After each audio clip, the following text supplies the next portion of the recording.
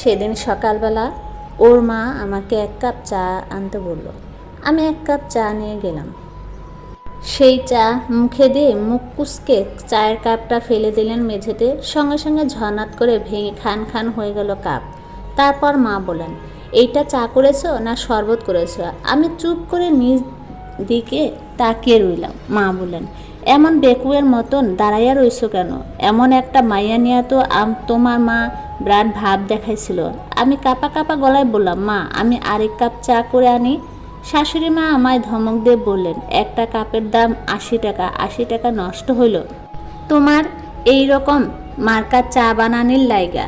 আমি এই সকালবেলা আরেকটা কাপ ভাইঙা আমার পয়সা নষ্ট করতে চাই না। এখন সামনে থাইকা তুমি বিদায় হও। এমনিতেও তুমি অপয়া। গুণীজন কয়, সকালবেলা এইসব মানুষের মুখ দেখলে সারা দিনটাই মাটি। তুমি আর কোনোদিন ভোর সকালে আমার চোখের সামনে পড়বা না। এমন এইভাবে খাম্বার মতন দাঁড়াইয়া না থাইকা সরে যাও। মার সামনে থেকে কাঁদতে কাঁদতে এলাম আমি রান্নাঘরে। ইচ্ছে করলেও এখন আমি বিছানায় গায়ে হেলিয়ে শুয়ে যেতে পারবো না।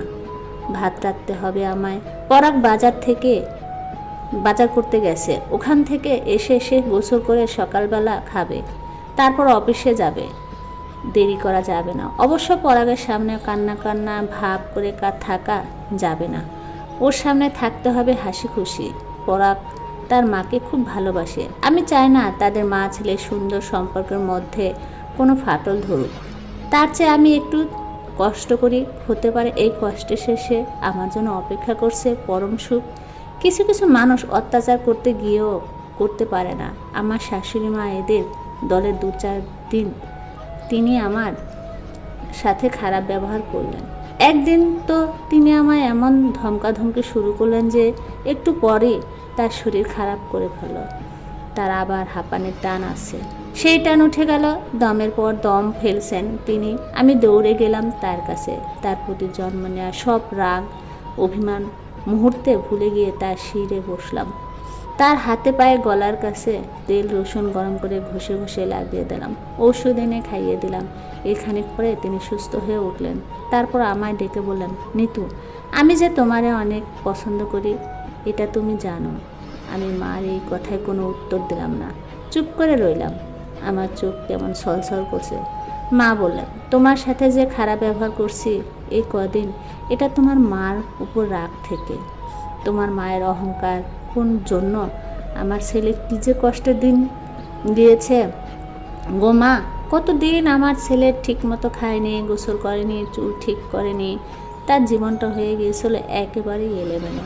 গরিব বলে তোমার মা আমার ছেলেকে অপমান করেছিল। কিন্তু সত্যি বলতে কি মা, আমার ছেলে ভালোবাসা ছিল সত্য।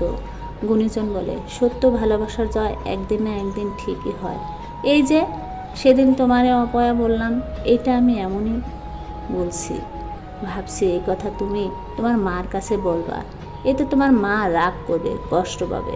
তোমার মার কষ্ট দেখতে চাইছিলাম আমি, কিন্তু মা তুমি হইলা গুণী মাইয়া।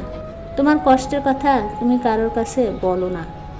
এই যুগে বউদের একমাত্র প্রধান কাজ হলো শাশুড়ি আর ননদের নামে সত্যকে মিথ্যা বানিয়ে কথা লাগালো।